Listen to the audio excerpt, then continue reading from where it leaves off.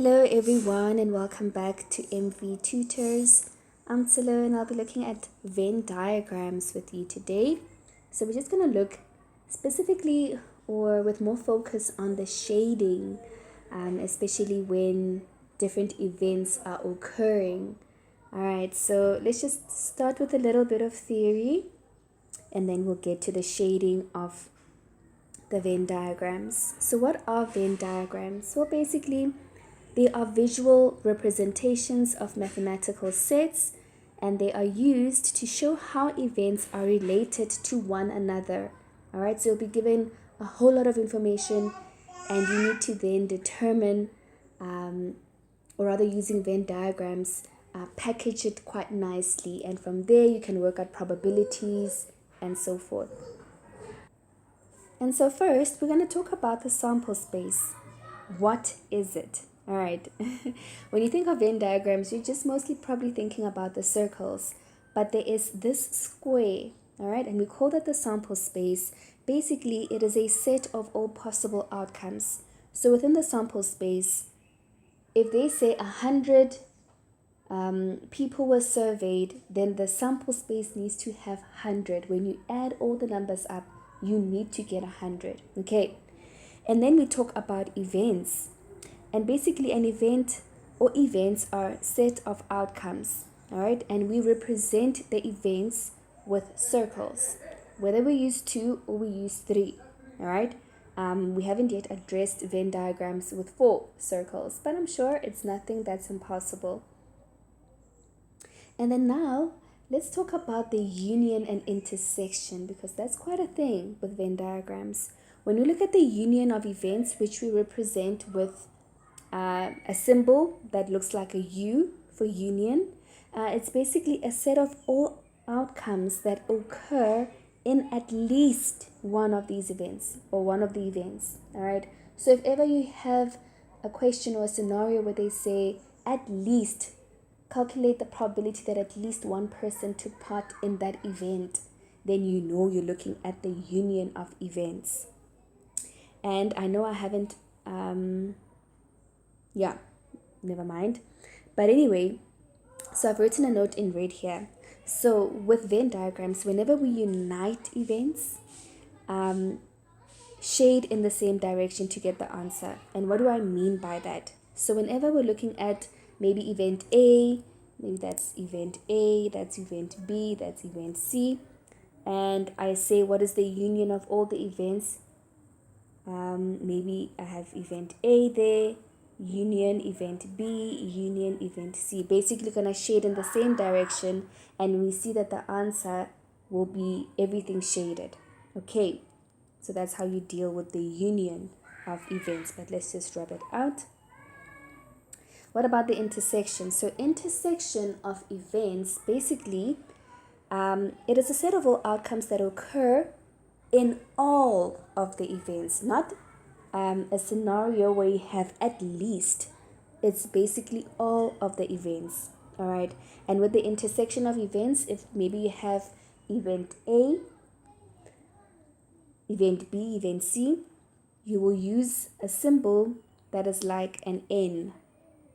All right. And we normally refer to and. When we say intersection of events, will be A and B, or A and B and C, whereas with the union of events, we refer to it as or. Okay, events A or B or C. So what would happen then with the intersection of events A, B, and C?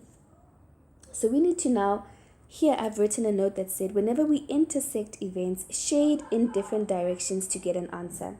All right, let me maybe use a darker color. So if I were to shade in different directions, event B would occur here. All right, event A maybe in a different direction, and event C, maybe let's do waves. Okay, and where's the answer? Basically the answer will be where all the different directions intersect. Okay, that's where our answer will be. So maybe in a different color, I will show that actually, if I look at event A, B, and C, the answer is right here, where they all intersected. Okay, I hope that is clear. Now let's talk about mutually exclusive events as well as non-mutually exclusive. All right, because that is the thing with Venn diagrams. Venn diagrams, in most cases, we will be dealing with non-mutually exclusive. But what is a mutually exclusive event? Basically, it is an event with no outcomes in common. All these events happen independent of each other. All right, and these events can never occur simultaneously because they don't have anything in common. So they happen independent of each other. And if we were to use the sample space as well as the events in Venn diagrams, we can see how that would look. So A happens independently, all right, and B also happens independently. So here I refer to probabilities. I'm going to define what probability is. But let's just say, with using what we call the addition rule, how would that apply to mutually exclusive events?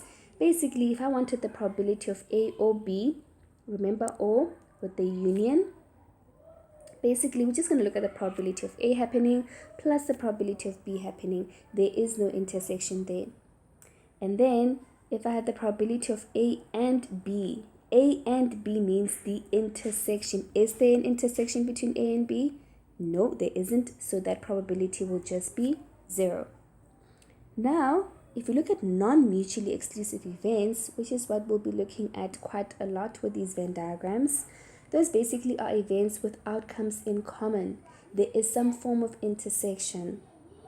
So when you look at the addition rule with regard to probability, you'll see then that the probability of A or event A or B happening is basically equal to the probability of A happening plus the probability of B happening minus the probability of A and B. And what is the probability of A and B? It's simply the intersection. All right, so you just need to subtract it. So that is the addition rule. Quite important. Okay, we're going to use it with when we do the examples following. And now we also have complementary events. Now what are those? Those are two mutually exclusive events that contain all the outcomes in the sample space. Okay, I just took one event here. All right, remember, mutually exclusive means that they never occur simultaneously. Okay, they're quite independent of each other. So with complementary events, you can either check what is the probability of event A happening or event A occurring. You'll shade that part there. Okay, and what is a complement to that? A complement to that would basically be the probability of event A not occurring, which is what is shaded in red. It's basically the remainder. And that's why the definition says that two complementary events are two mutually exclusive events that contain all the outcomes in the sample space. So when you have complementary events, your entire sample space will be included. All right, it will be contained. And whenever we talk about maybe event A not happening, you could either say probability, okay, I put it quite nicely at the bottom. You could either say probability of not A happening, or you indicate it with an apostrophe to say that this event will not be occurring. All right. And the nice thing about the sum of complementary events is that they are equal to 1. So if ever I say the probability of A happening is 0.2, it means the probability of A not happening will be 0.8 because they need to sum up to 1. All right, so here's basically what I'm talking about. Probability of A plus the probability of not A happening is equal to 1. So if ever you needed to find the probability of A, that will just be 1 minus the probability of A not happening. So you can either indicate it like this with an apostrophe, or you can literally write it down and say not A. Okay. Again, a nice way of writing this rule over here, we can say the probability of A, or remember, or is a union. We are looking at all the events. So probability of A or not A happening will be equal to 1, or you can indicate it or write it in this format. All right, so yeah, that's basically that. And I said I will define to you what probability of an event is, because I've been speaking about probability, but I never defined it. We like saying we never really address things without formally defining them first, but I thought I'll leave it for last. So the probability of an event is basically what is the likelihood that that event will occur.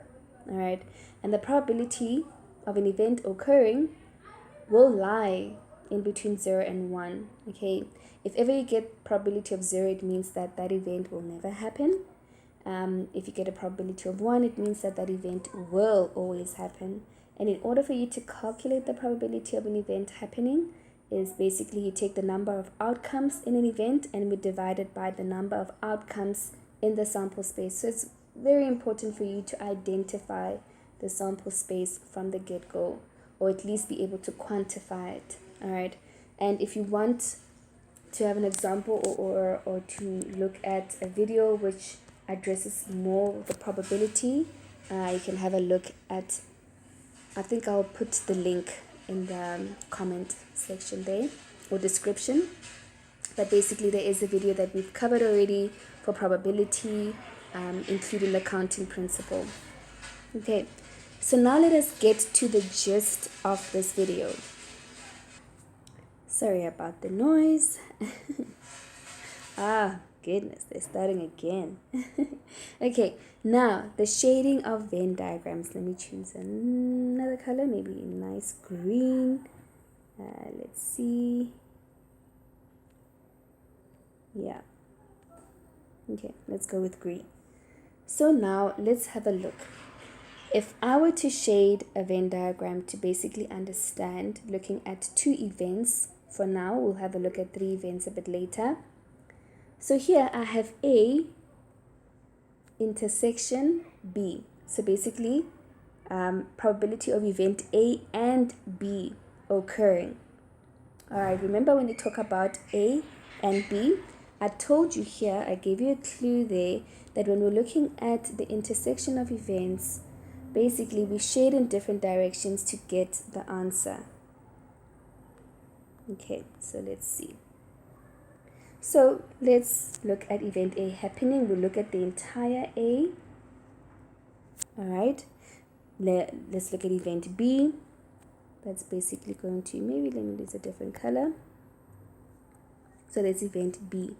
Now because we're looking at the intersection and not the union, then wherever the lines cross, that is where our answer will lie. And we can see then that actually our answer, if we remove all of this, our answer there is by the intersection. So this is where our answer lies. This is your final answer. Now what about the union?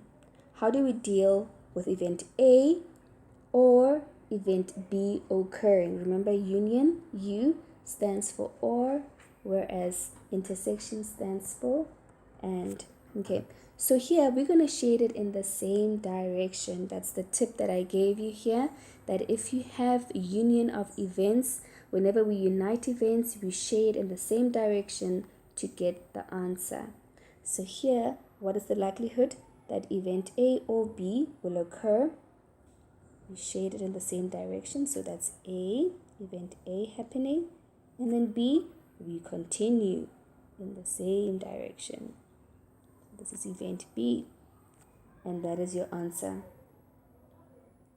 All right, now let's look at another scenario. So here, basically, we have event A intersecting not B. Remember, when we want to indicate not B, we put an apostrophe. All right, so let's see. Let's use a different color as well. So event A happening, we shade all of A. And then event B not happening. If event B is not happening, you're going to shade around B, not inside B. Okay, but because we're dealing with intersection, we must make it in a different direction to what we had for A. So it's basically that.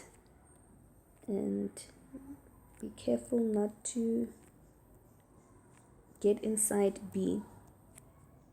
Okay, so now where does our answer lie? Our answer will lie where there is an intersection. Okay, and I hope that you see the intersection is basically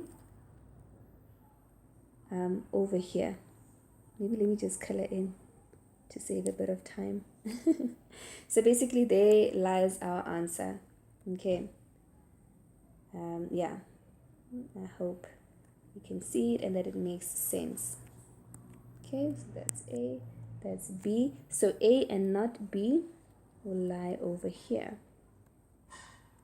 Okay, and now what about the probability of A and not B happening? But here we have a union. Did I say A or not B happening? So this is a union. And remember, with the union, we're going to shade in the same direction. So event A happening. There we go. And not B happening. We're going to shade around B. Okay. The nice thing about shading the union of events, because they're in the same direction, you don't need to use different colored pens. And once you're done shading, that's it. Okay, so basically there is our answer. All right, so you can see the difference between the intersection as well as the union. All right, now let's move on. Now, how are we going to shade event A not happening and event B not happening? So event A not happening, basically we're going to be here. We're going to shade everything except A. All right, so there we go. Shading everything except A. Okay, and event B not happening, so we're going to shade everything except B. And because it's an intersection, we're going to go different direction. All right, and then where the two intersect, basically that's where our answer lies. So do you see now where the answer is? It's basically going to be around A and B. So let's just remove that so that we can finally put down our answer.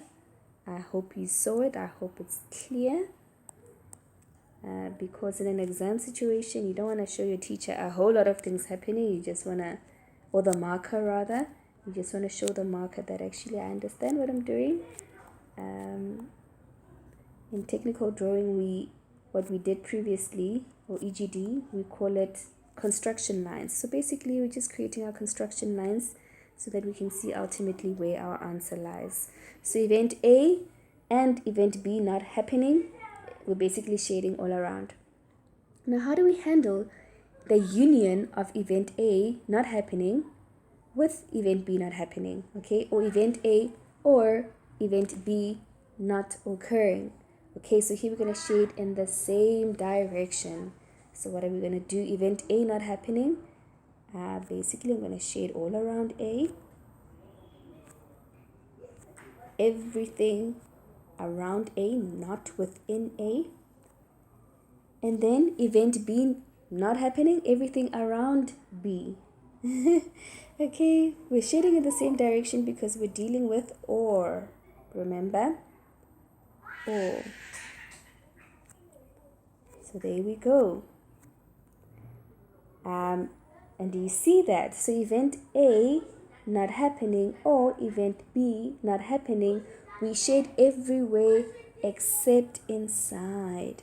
Okay, so the inside here is not touched. Okay, I hope that is clear. Now we're going to other scenarios over here.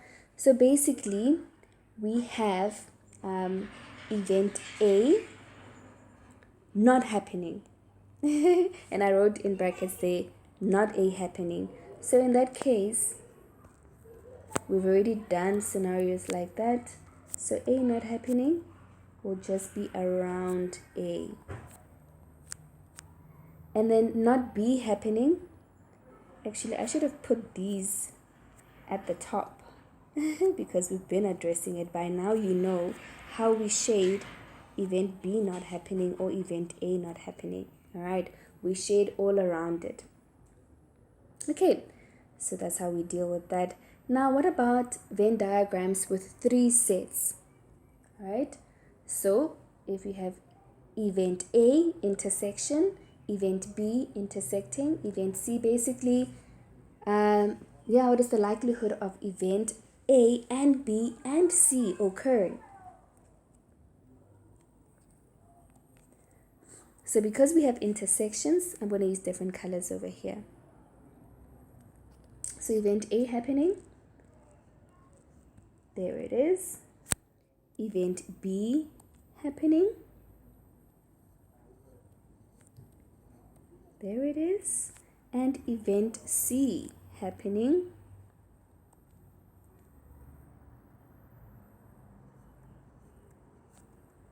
okay, and because this is the intersection, I need to see where all of them, not just 2, but all of them, where do they intersect? And I hope that you can see it. It's there in the middle. Okay, and just color it in green. It's there. All of them intersect over there. Okay, but let me just put it nicely there. Going back to our blue pen. So the intersection of all of them is here in the middle. All right. Now, what about the union of A, B, or C? Okay, we're going to do everything in the same direction. So event A occurring, event B occurring, we just simply move on in the same direction. Event C occurring, there we go. All right, so that's how that will look, the union of all the events.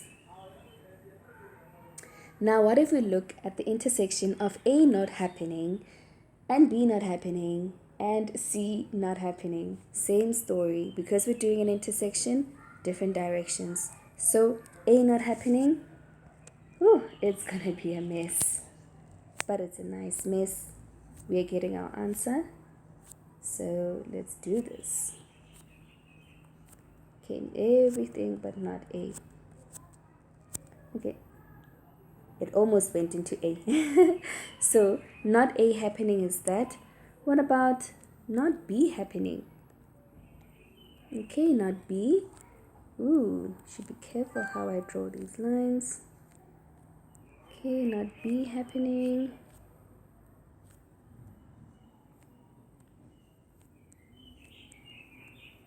Okay, there we go, not B happening, and then not C happening. Let's go with green. Okay, not C happening.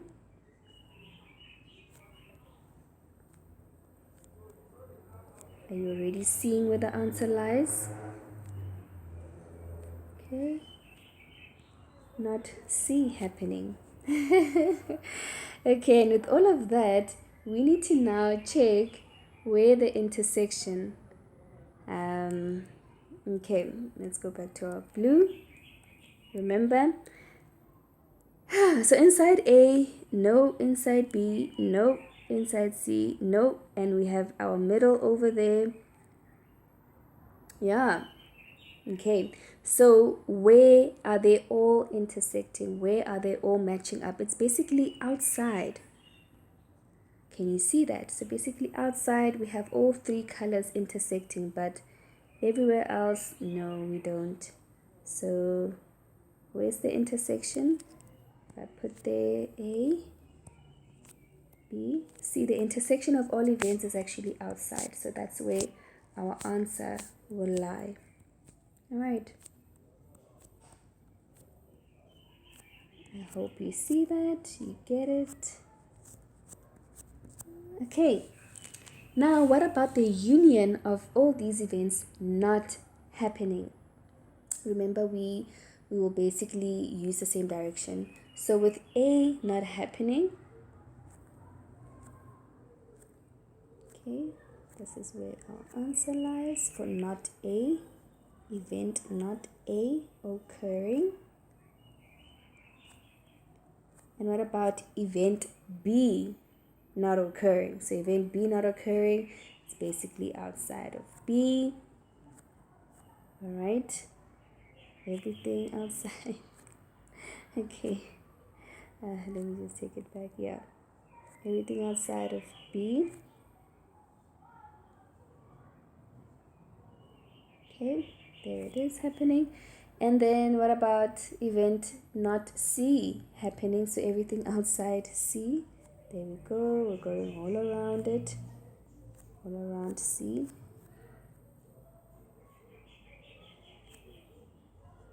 Okay. Actually, I don't know why I left that one out. Yeah. So outside of event A, outside of event B. It's outside there, outside of event C. Actually, this should be shaded.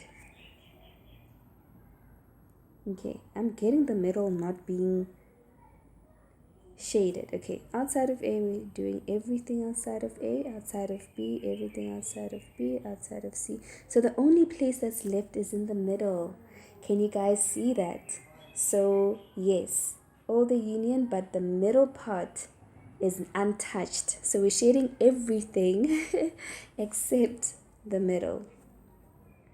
This part is left and should be left clean. All right, and just wanted to make sure. Yeah, so everything else is shaded except the middle part. Okay, so it's basically, this is like the opposite of that one. So the intersection of A, B, and C, these two are like the opposite. So not A, not B, not C. Okay, just like the union of A, B, and C is like the inverse of it is not A intersecting not B intersecting not C. Okay, they're doing the opposite. I hope you noticed that. But anyway, moving right along, then we have the union of A or B. Okay, so we have events A or B, or the union of A and B uniting, not intersecting. I almost said intersecting. Okay, so uniting then with A union C. Okay, so let's try A union B. So basically we have event A, and because it's union, we're going to continue in the same direction. Union B. All right, now union A and B. Now we also have A union C. So again in the same direction, A union C. All right, so we have A union B uniting with A union C, and it's basically what we've shaded there. All right, and then we have A intersecting B. Okay, so let's start with that. So you have A over here, and we're intersecting with B. There we go. So where are they both together? That's where your answer lies. Is basically over here where they're together, right? So let's just remove everything else. I know at this stage you can already see what an intersection is, but I'm still going to do it the long way just to ensure that we haven't left anyone behind. So A intersecting B is basically that. Okay, and we're going to do the same for A intersecting C. Okay, we shade the entire A, we shade the entire C, and we see where they both intersect. All right, and they basically intersect over there, and I'm using that in the same direction. Why? Because I have a union over there. Remember, union means they're basically going in the same direction when we shade. So basically that is where our answer is going to lie if we have A intersecting B, union A intersecting C. Okay, I hope you got that. I hope it's clear. Now let us go. This is the last one. I think it is. You can basically do, I think at this point you can do anyone. You can do any scenario. You're quite used to it at this point. All right. So what happens then when you have A union C? Okay. Shade in the same direction because you have a union. So A union C. And then you have B union C. But because I see that there is an intersection sign there, I'm going to use it a different color and go in a different direction. So B union C will basically look like that. And where do the two intersect? Okay, they are not intersecting there. That much I can tell. They're also not intersecting there. Okay, so they are basically intersecting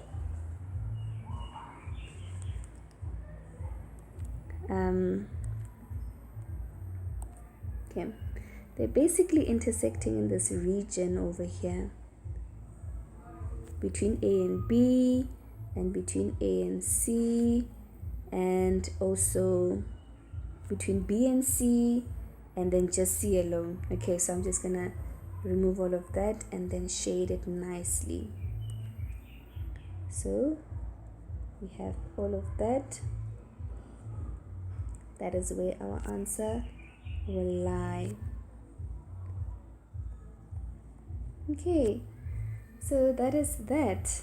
Okay, so I hope you guys are confident now with shading these Venn diagrams. Now let's look at some examples. All right, so here we have 40 girls that were asked if they play netball or hockey. 40, that's basically our total. All right, and then 25 said they play hockey, 15 said they play netball, 5 said they play both, and then 5 said they play neither. So we need to illustrate this information in a diagram. All right, so if you're going to illustrate this information in a diagram, we need to first determine what the sample space is. The sample space, 40 girls, right? But if I add all this up, will I get 40? If I say 25 plus 15, already I'm at 40. Plus 5 plus 5, that's 50. Okay, so basically what I'm trying to indicate here is please do not add all this up to get your sample space. Look at the information they gave you at the beginning. And if they said 40 girls were asked, it means our sample space here in this case is 40. So I'm just going to leave it there. And then some were playing netball, some were playing hockey. All right. And 5 were playing neither. So if you have a scenario where 5 is in neither of the events that we're looking at, you're going to put it at some corner somewhere. Okay, so I'm going to put it at that corner. Now, 25 said they play hockey. Okay, so meaning this entire hockey has to be 25. Okay. It's just I don't know which one is there by the intersection, nor do I know which one is outside of the intersection. And then they said 15 were playing netball. So again, 15, that's netball. So the total amount in that circle must be 15. And then they said 5 play both. Okay, this makes life a little bit easy now. So what do I mean by that? I mean, I know my intersection now. So if I know my intersection, I know that's my starting point. So 5 play both. Now how many play netball? 15. So it means 10 should be netball only. Okay. And then hockey, they said 25 play hockey. So if I have 5 already in the intersection, 20 must be out there, because in total I should get 25 playing hockey, and in total I should get 15 playing hockey. Okay, so that is how you deal with Venn diagrams. I would advise you to first start with the intersection. If you have the information for the intersections, you work yourself outward. So if you have the information here, it's easy for you to work outside. Okay, from the center going outward. That's what I mean. Okay, now let's look at example number 2. So they say in a class of 29 students. So already in my mind, I'm like, sample space. So in a class of 29 students, 19 study maths. Okay, so I know the total here must be 19. 14 study accounting. So the total for this circle over here must be 14. And 5 study both. So I'm happy. I know the intersection there is 5. My sample space is 29. Okay, now work out the number that studies neither subject. Okay, so one thing I forgot to check with here, once you are done with populating your Venn diagrams, please make sure that everything amounts to the sample space. So we have 10, all right, plus 5, that is 15. 15 plus 20, that is 35. 35 plus 5 is 40, so we get the 40 in the sample space. Okay, same thing here. We know that our sample space is 29. Okay, so once you filled the diagram, make sure that everything adds up to 29. All right, so currently we know that for maths, all of them must be 19. So if I have 5 here, it means I need to have 14 this side. And if I have 5 already for accounting, and I need to have 14 in total, 14 minus 5 will give me what? It will give me 9. All right, so I need to add all of these numbers up. So if I have 14 plus 5, I'm going to get 19. 19 plus 9 will basically give me 28. I'm missing 1. So that is the one that doesn't play either, or doesn't do either of the subjects. So work out the number that studies neither subject. That is basically 1. That is your answer there. Now example number 3, it says that 25 boys in PE group, physical education, right? So 13 have taken aerobics and 17 gymnastics, all right? One boy has done neither before. So I'm going to populate firstly this diagram before I even start answering the questions. Okay, so in my sample space, I know I have 25 boys, and I know one has done neither.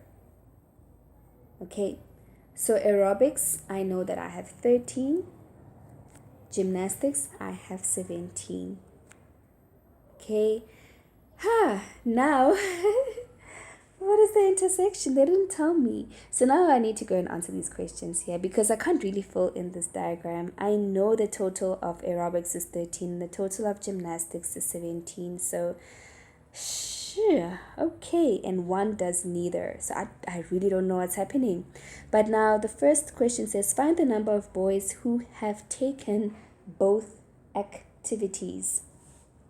So basically, I'm looking for the number here in this intersection. Okay, now this event here is non-mutually exclusive, all right? And if that's the case, if I want to work out the intersection, I need to basically find out what the probability of A and G is. Okay, so what I can do, I can use the addition rule. Remember when we addressed non-mutually exclusive events up there? We're going to use the addition rule. Yes. And we're going to use, yes, for non-mutually exclusive events, I'm going to use this addition rule. Okay, so I'm just going to take it and use it. And then hopefully we get what we need. All right, let's get back to our question. There we go. So, addition rule. There it is. That's what we're going to use.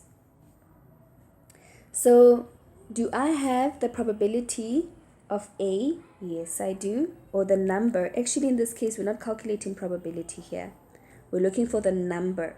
Okay, so we're not going to use P in this scenario. We're going to use N because we're looking for the number. Okay, if they wanted probability, then yes, we would have gone with P. So now let's use the correct format. So do we have the number of people doing aerobics? Yes, we do. Just use the correct letters as well. So number of people, boys doing aerobics, we know that it's 13. The number of those doing gymnastics, that's 17. And then we're looking for this intersection. All right. And do we know, if I were to shade everything, this is event A or G. Okay, so we are shading everything. Do I know that number? Yes, I do know it. It's basically going to be 13 and 17. So if I take 25, okay, 25 is my sample space, okay? So I'm going to say 25, and then I'm going to subtract this one because this one is not included in aerobics or gymnastics. So I'm going to say 25 minus 1, that's 24. So that's basically what that number is. Okay, so then if I take 24 and I subtract 13, I'm going to get 11.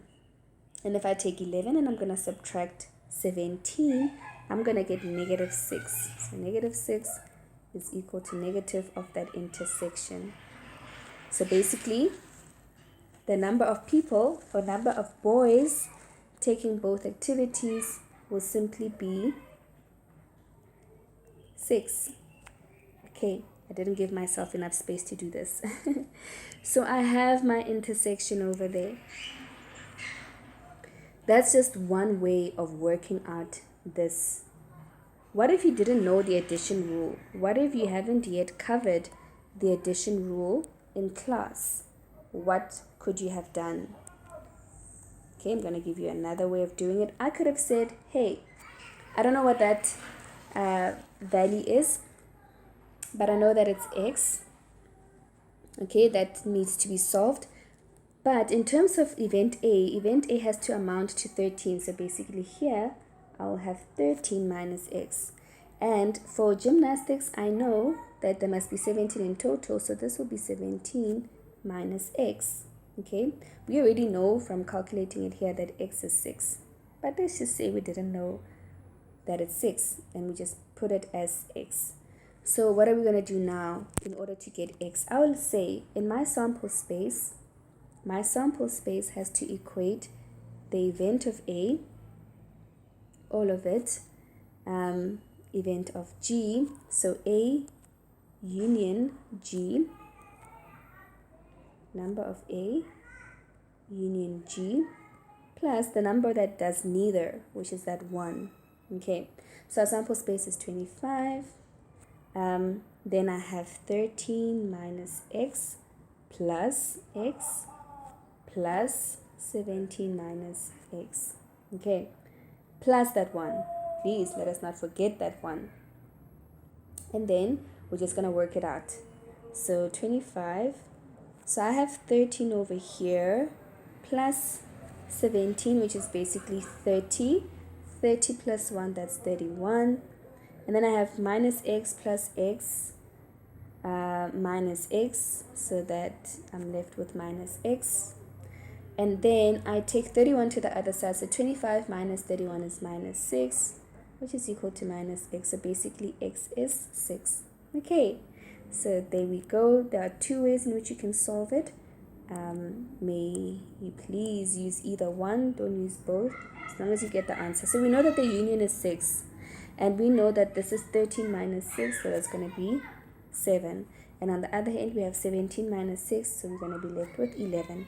So we have basically completed our Venn diagram. We have the sample space, we've accounted for those who do neither, and we have filled in our block over there. So answering question 1, Find the number of boys who have taken both activities. It's basically 6. And it says, find the number of boys who have taken gym, okay, but not aerobics. So they've taken gym. So let's do all of gym. But not aerobics. So different direction. So not aerobics. So going around A. Not aerobics. Okay, so where is the intersection? That's where we have, it's over here. Okay, this is where the intersection is. So what is our answer? Our answer would be 11. Okay, so there we go.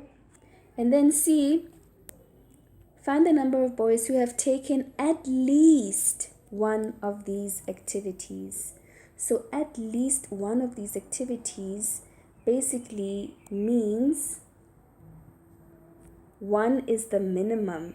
Okay, so at least means they could have either just taken aerobics or taken gymnastics or taken both, because the least is one activity, the most is both activities. Okay, let me just do that. I'm not going to finish erasing at this point. Okay, so at least, remember when we were defining the union of events, we said it's a set of all outcomes that occur in at least one of these events. So we're going to use the or. Okay, so what are they asking here in summary? They're asking the number of boys who have done aerobics or gymnastics. And if that is the case, we're basically going with shading A or G.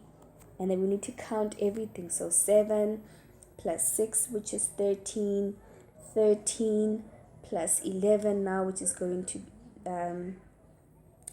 be 24. Okay.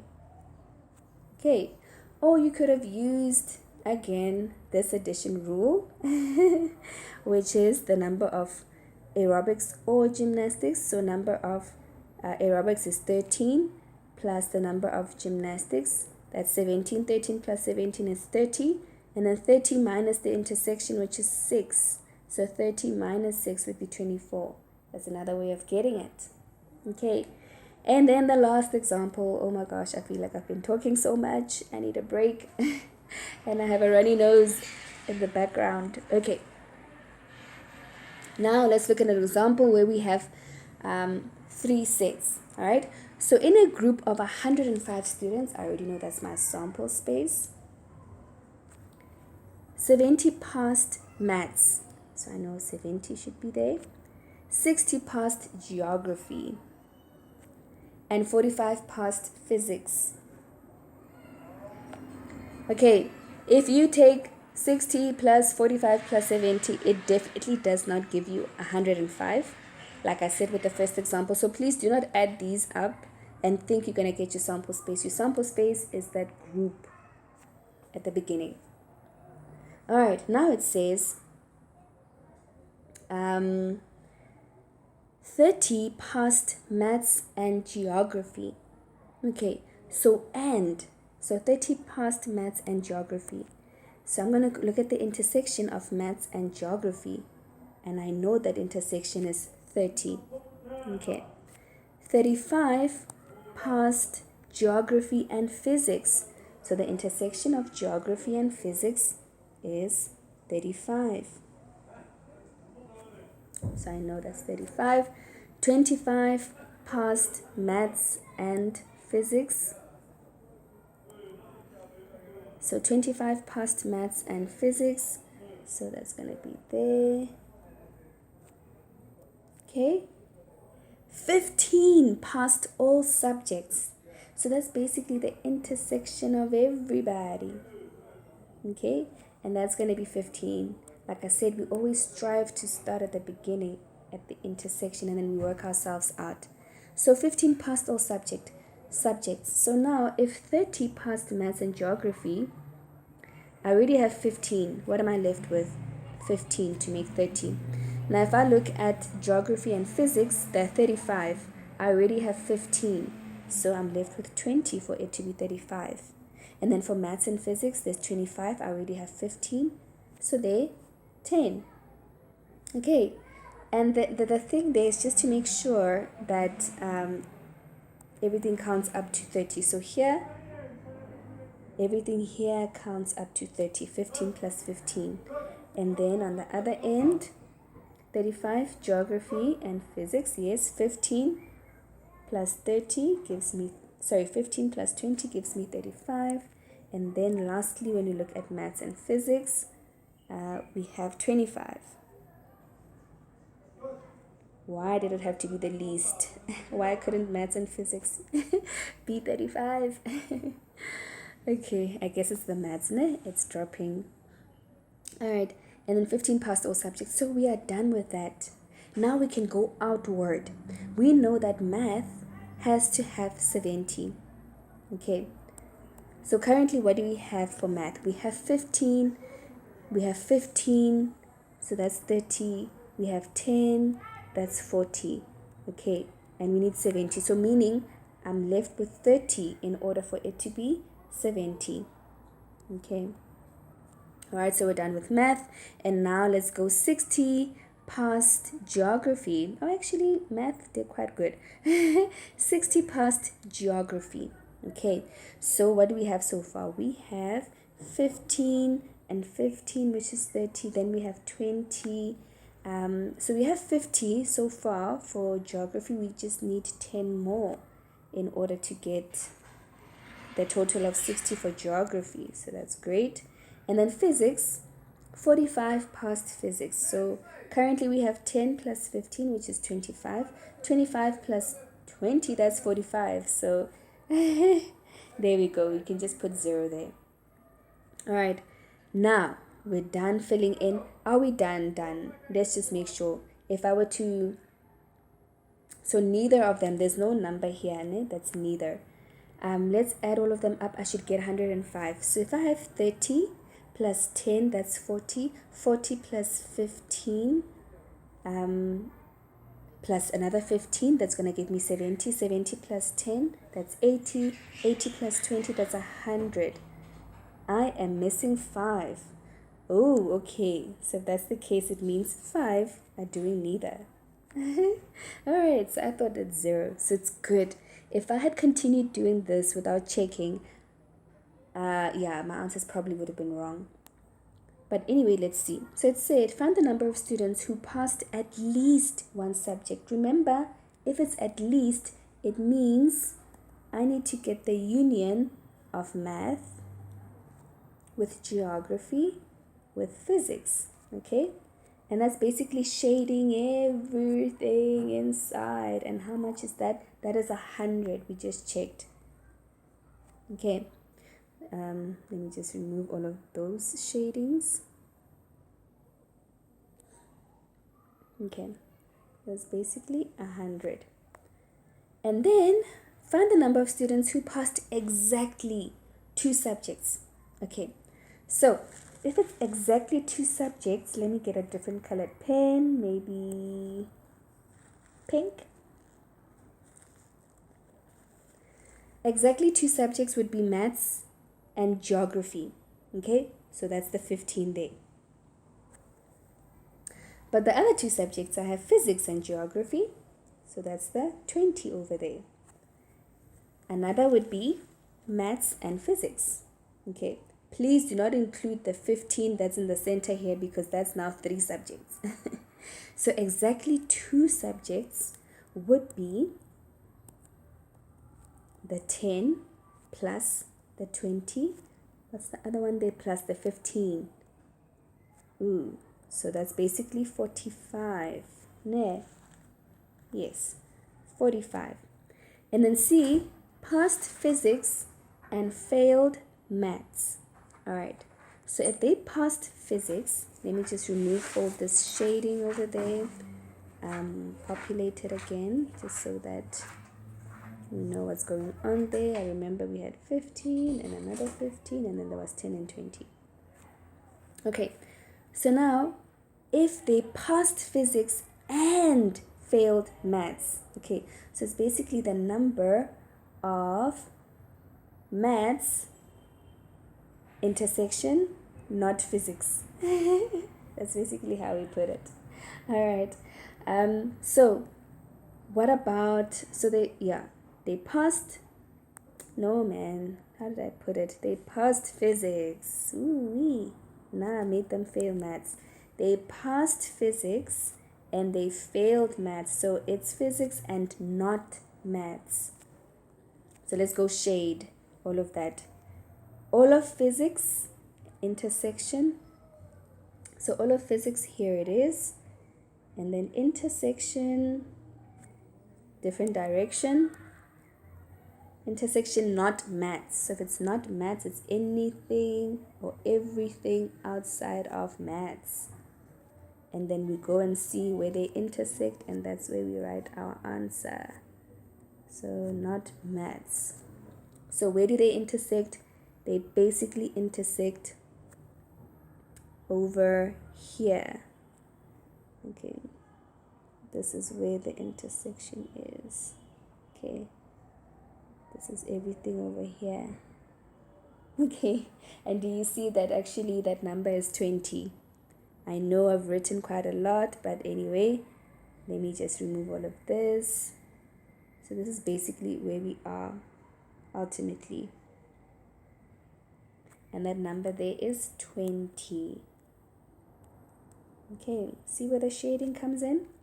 And then find the number of students who passed all 3 subjects. Okay, that's nice and easy. It's the intersection of everything, which is 15.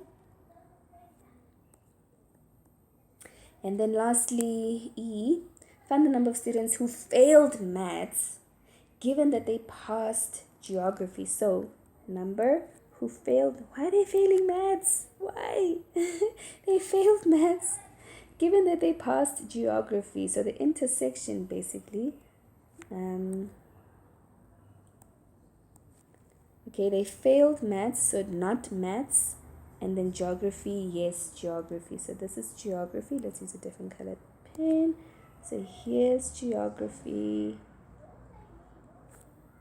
and then they failed maths, different color. So basically everything outside.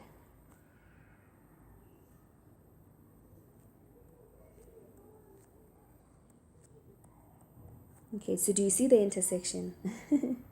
it's basically there. It's the 10 and the 20. Okay, let me remove it and then show it to you quite nicely. So it's the 10 and the 20 over there. All right, so that's basically 30. See how shading comes in handy? Yay! And that's it. That is it. I hope you enjoyed this lesson. Please don't keep it to yourself. Do share with your friends. And yeah, don't forget to like our videos and subscribe to our channel. Bye.